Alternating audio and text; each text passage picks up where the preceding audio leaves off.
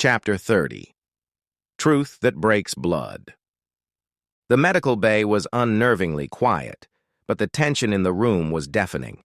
Machines hummed softly, displaying pattern after pattern of Peter's vital signs.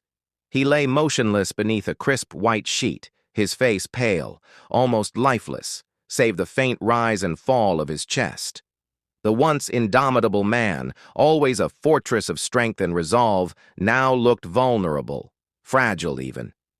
His family wasn't used to seeing him this way, and the sight sat heavily on their hearts. Charlie sat closest to his father, leaning forward, his elbows on his knees, hands interlaced tightly, as though daring his grip to hold the pieces of his confusion together. He couldn't take his eyes off his father, his usual composure slipping with every passing second. The resolve Charlie inherited from his father seemed to falter today, as his thoughts shifted restlessly through the fog in his head.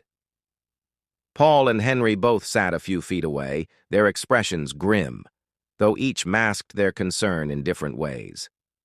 Henry watched his older brother's still form with hard, pensive eyes. His fingers tapped anxiously at his knee, not from impatience, but from the reflexive need to act, to fix something. Paul, meanwhile, sat with his arms folded, leaning into the back of his chair, the stern set of his jaw betraying his usually easygoing demeanor. He was the first one in the room to suspect that, whatever this was, it wasn't something that could easily be fixed.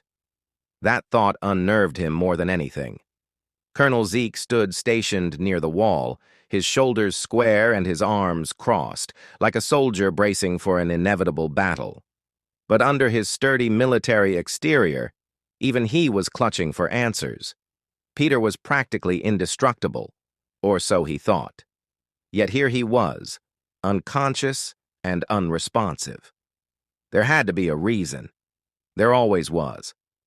Charlie finally broke the silence, his voice laced with frustration and fear. I don't get it. Dad's like... He paused, struggling to find the words, his hands clenching tighter. He's titanium. Nothing shakes him, ever. So, what could make him... His voice cracked slightly, and he looked at Henry and Paul, desperate for reassurance. What could make him break? Henry leaned forward, exhaling slowly as he rubbed his temples, as if summoning the courage to explain a truth Charlie wasn't ready to hear.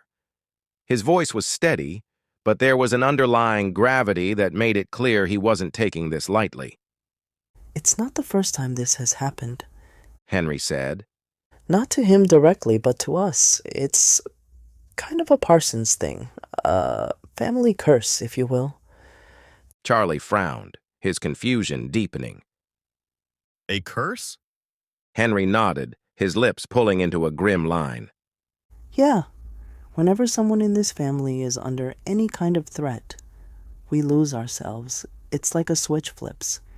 We're not thinking clearly anymore. We're running on raw emotion. Our father was like that. So was our grandfather. Charlie leaned back slightly, his brow furrowed in disbelief. But Dad's not like that, he insisted. Sure, he's protective, we all are, but he never loses it. I've seen him in situations that would make most people crack in half, and he always pulls through. Henry admitted with a nod. That's true. Peter's different. He has this confidence that lets him push through even when things go south. He keeps it together because, deep down, he believes he can protect everyone. Especially you, Chris and Ruby. He paused, his expression darkening. That's why this doesn't make any sense. Whatever that cop said to him, it wasn't some routine threat. It was something else entirely. Something that reduced him to almost nothing. The weight of that assessment sank into the room. Even Colonel Zeke, the man who had faced unspeakable horrors on the battlefield, couldn't hide the bewildered look on his face. His voice, usually steady and commanding, came out low and almost uncertain. What could possibly do that to someone like Peter Parsons? No one had an answer. Suddenly, Peter stirred. It wasn't much at first, A faint twitch in his fingertips, a small turn of his head, but it was enough to spark action. Henry jolted forward in his seat, his voice rising slightly. Oh my God, Peter is waking up? Everyone's eyes snapped to Peter's face. His eyelids fluttered. His chest rose in a shallow breath, and a faint groan escaped his lips. Charlie immediately leaned closer, gripping his father's hand tightly. Charlie's voice was calm but urgent. Dad? Hey, Dad, can you hear me? It's me, Charlie. Do you know where you are? Do you remember what happened? Peter's eyes opened slowly, unfocused and glassy at first. His gaze drifted, searching, until they finally landed on Charlie. For a moment, he just stared at his son as though he didn't recognize him. Then, uncharacteristic tears welled in Peter's eyes, slipping silently down his cheeks. Charlie's heart seized. He had never, not once in his life, seen his father cry.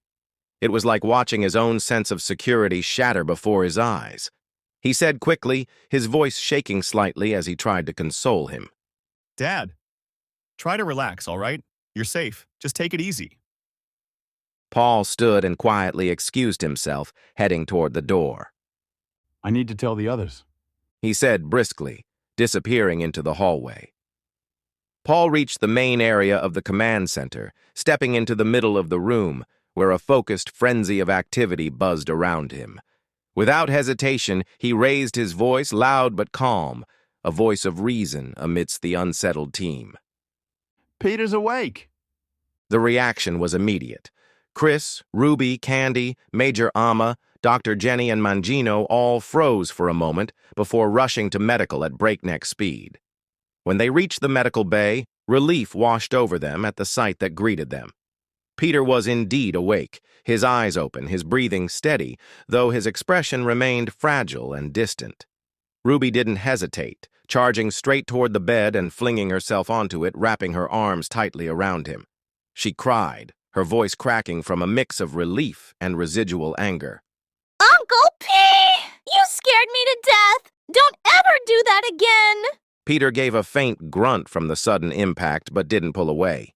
Even in his weakened state, the love of his family was palpable. Chris was next, his steps slower but no less emotional. Tears brimmed in his normally stoic eyes as he leaned forward, gripping Peter's shoulder. He spoke with a warm, soft concern. Uncle Peter, you had everyone worried. The whole command center was holding its breath. Candy stood just behind Ruby, offering a soft smile but saying nothing. Her presence alone was enough. Colonel Zeke folded his arms, trying for his usual gruff tone but failing to mask his relief. You damn near put the entire operation on high alert. Don't ever scare us like that again, Parsons.